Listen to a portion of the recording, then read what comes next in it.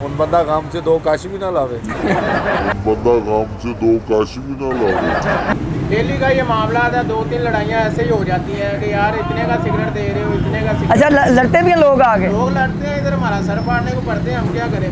हमने तो अब सोचा हुआ कि एक हेलमेट रख लें और सर पे पहन लिया करें, ठीक है, दुकानदारी फिर हो सकती है। अब एक सिगरेट दे दें, डब्बी दे दें, जो डब्बी लेने वाला कस्टमर था वो जब रेट सुनता है तो वो भी टाइम पैसे जेब में डालता है और वापस चला जाता है।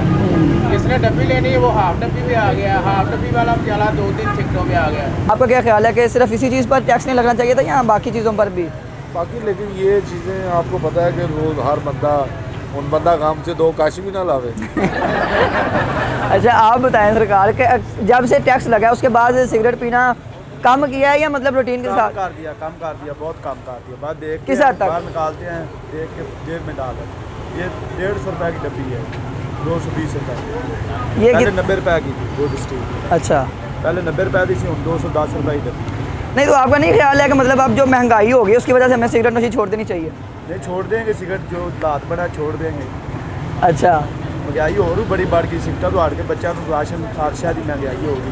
अच्छा। पहुँच गया हर शहर की महंगाई होगी। ठीक सिगटा है, तो छड़ देंगे, हाँ। रोटी तो नहीं ना छड़ सकते। रोटी तो नहीं छोड़ सकते, जाहिर सी बात है। लेकिन अभी आपको ज़्यादा रिलीफ किस में चाहिए, सिगरेट्स में चाहिए या दूसरी जो ज़रूरी चीज़ें? सिगरेट में हर चीज़ भी चाहिए। अच्छा नाज़रीन, इनके मतलब ये तो ख़रीदार थे, दुकानदार भी हमारे साथ मौजूद हैं।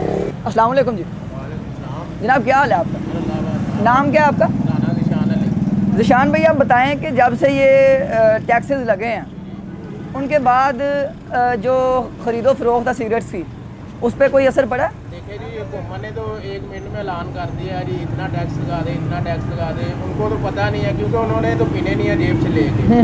हमारे पास तो डेली के कस्टमर आते हैं, जनाब एक सिगरेट दे दें, डब्बी दे दें। जो डब्बी लेने वाला कस्टमर था वो जब रेट सुनता है तो वो भी टाइम पैसे जेब में डालता है और वापस चला जाता है। जिसने डब्बी लेनी है वो हाफ डब्बी पे आ गया, हाफ डब्बी वाला चला 2-3 सिगरेटों पे आ गया। और जो 2-3 डब्बी सिगरेट पीते थे वो बेचारे देख के चले जाते हैं, रेट सुनते हैं सिगरेट का और वैसे घर चले जाते हैं।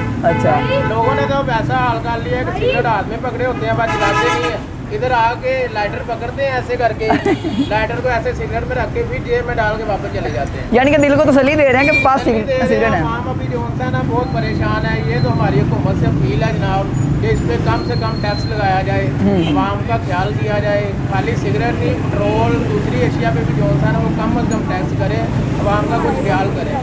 इन्होंने अपनी जेबें तो भर लेनी है, पीछा तो आवाम ने जाना है, हमने जाना है। कस्टमर आके हमारे साथ बहस करता है कि भैया आपने खुद बढ़ा ली है। हमने नहीं बढ़ाए, ये पीछे से बड़े हुए हैं। डेली का ये मामला था, 2-3 लड़ाइयाँ ऐसे ही हो जाती हैं कि यार इतने का सिगरेट दे रहे हो, इतने का सिगरेट। अच्छा लड़ते भी हैं लोग आगे? लोग लड़ते हैं, इधर हमारा सर फाड़ने को पड़ते हैं, हम क्या करें।